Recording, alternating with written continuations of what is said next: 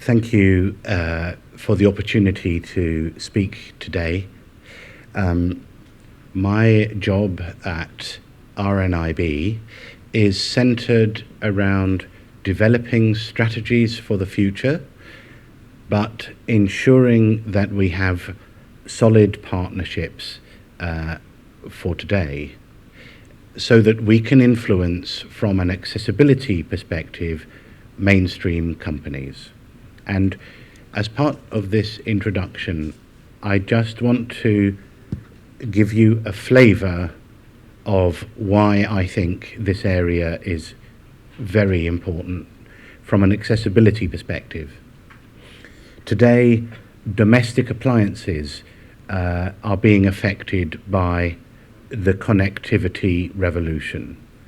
So accessibility that used to be the domain of computer technology, etc., is now appearing in everyday washing machines, dishwashers, menu-driven systems, soft button displays, etc., or controllable by apps. In my house, I use Sonos. It's a music system which I can control completely using an app. My TV is controllable with an app. I can control the temperature in my house remotely through app-based systems. I can remotely pay and have full access in my payment systems. If I buy a coffee in the UK now from Starbucks or any other coffee company, or if I travel on the metro, I can pay by phone and have an immediate receipt that I can read. The possibility for auto-detecting of people and machines, and for using profiling systems so that my needs can be taken into account in dealing with my environment. Remote monitoring of people is a reality. And what we call smart cities, we are working with a company called Marshalls in the UK, who have developed controls where, as I move into a low energy lighting area, it realizes that I may need more light, and the lights brighten as I come into the area of the city. As I'm crossing the road, the system knows where I am, and the lights won't change until I'm off the road. Autonomous vehicles are becoming a reality, and the challenge of indoor navigation is very much being addressed. New ways of communicating that used to be very specialist. We used to think that accessibility in the blindness sector, for example, was very much about synthetic speech and Braille. Today, we have Siri on iPhones and the new kid on the block, Viv. We have Amazon Echo. We have Google Home.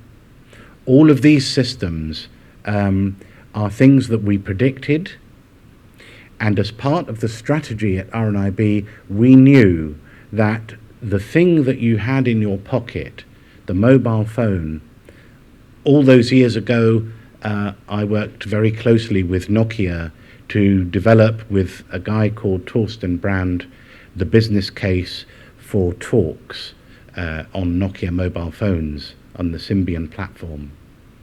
And we knew that this was a hugely important investment, because if we could influence the platforms that the industry were using, then we would be able to set the scene for full accessibility.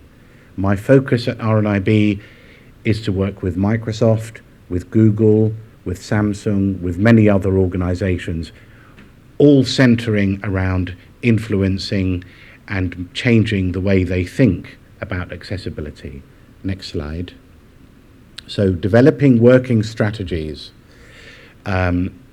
It's hugely important from an accessibility perspective to partner and to raise awareness of the challenges around accessibility.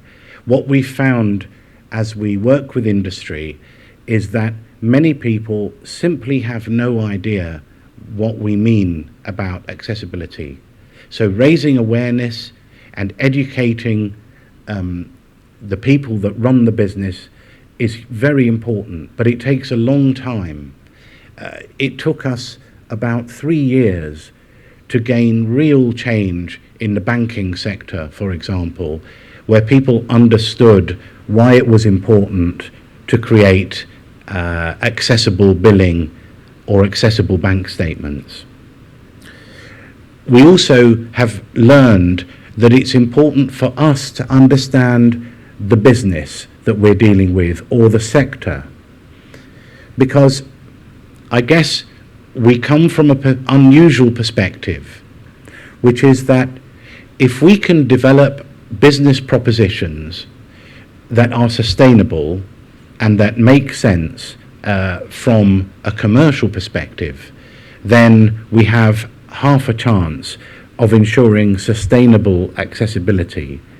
We can do lots of things around prototyping and raising awareness and research, etc.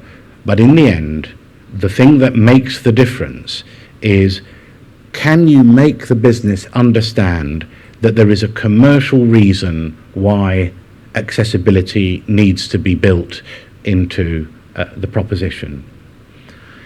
Next slide. So the importance of partnership. Well, as I've mentioned, we can create sustainable solutions for access. We can develop longer-term strategic alliances.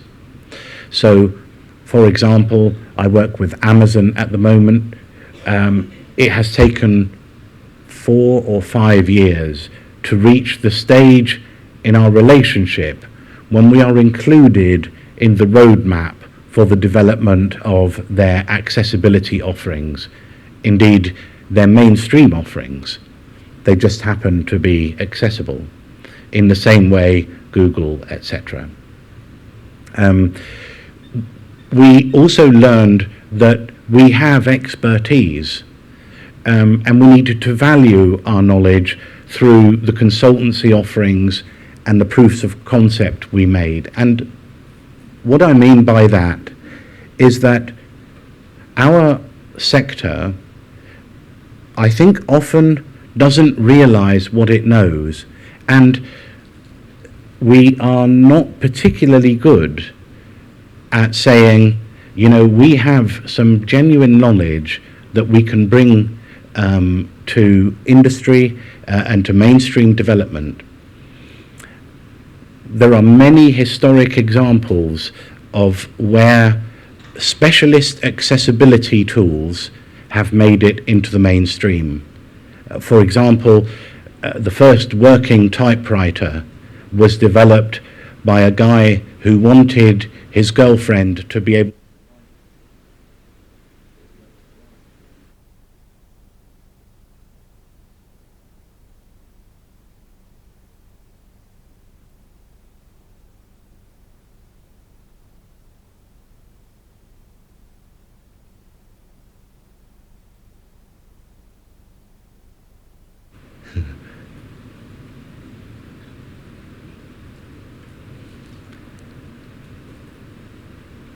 Is it working? Yeah. Good.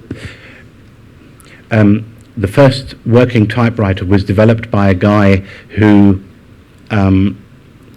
made a typewriter for his girlfriend to be able to write to him. She was blind, and she wanted to write to him without anybody else knowing what she was writing. The patent for the gramophone record states that the second reason for the development of the gramophone was talking books for the blind. The fourth reason was music. Ray Kurzweil developed the first OCR system, and I remember OCR systems coming of age, but the very first one cost $45,000 and was the size of a refrigerator. Today they are £50, 50 euros, and on everybody's desk.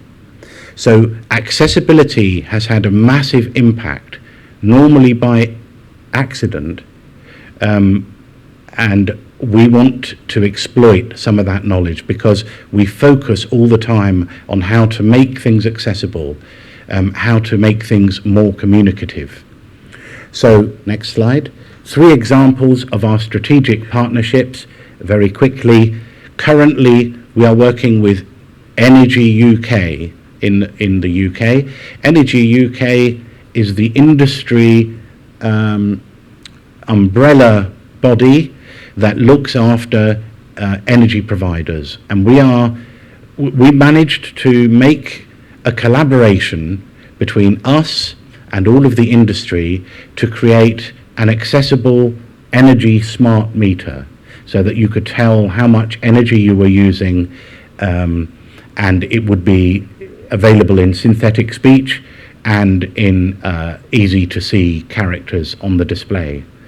You could take control of your energy supply, and this has meant engaging with them on a very clear business-to-business contractual basis, but saving them money in creating, firstly, very accessible product for everybody, and secondly, making sure that the product was fit for purpose, so that it would serve a whole range of other types of need. So, for example, in the UK we have many multilingual speakers, and we know that people often cannot read English but can understand it if you speak it.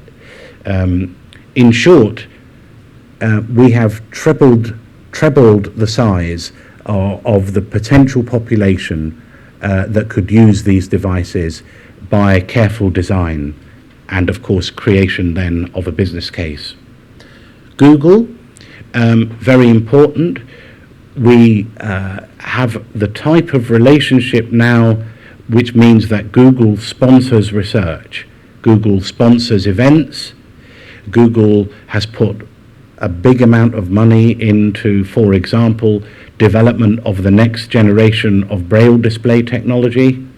But we started by working with them to ensure that Android was going to be accessible out of the box.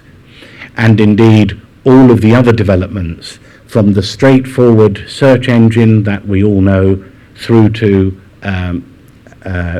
Google Home that I mentioned before, which is a very new proposition, but effectively a rival to Amazon Echo and to Siri. Samsung, we started work on access to TV, and again creating the partnership with Samsung and developing the way in which we were going to do that. Samsung were not interested at the beginning in us or in the challenge of accessibility. And we used 2 key strategies that we learned by paying attention to how they run their business. Firstly, they respond to technical white papers. So a technical white paper was produced as to how Samsung could deliver accessibility into its products and innovate. And secondly, they respond to Japan. Because they're a Korean company, they want to be first. And so we approached Panasonic, who is a Japanese company. And that stimulated development from Samsung. And the rest is history. Today, we have fully accessible TV, including accessibility APIs in the new operating platform that Samsung uses. And of course, that platform will be used elsewhere too. Next slide. So we can't do this by ourselves. We have lots of tools at our disposal. We can work together across the industry, and we often forget that. Working together as organisations has created the DAISY Consortium, and eventually the development of EPUB 3, which affects books and the way things are developed. But working together has also meant developing the Braille Transformation Group, which is delivering on a long-held ambition to deliver new Braille display technology. Campaigning, so campaigning for change, and advocacy around new regulation and new legislation, and bringing about legislative change, all hugely important, both at European level, and we all are holding our breath for what we hope will be a genuine accessibility, a piece of accessibility legislation, and of course the Web Accessibility Directive. And standards. Standards, massively important, because in the end that's how the technical world works. All have their place, but the real driver is money in the end, from a business perspective. And so when we create propositions that are about accessibility, we always tend to think of what are the longer term benefits to the widest possible population, so that we can build those business benefits in, and we can, through that process, create genuine sustainability. And final slide, my contact details are on screen. There is so much that could be said about this area.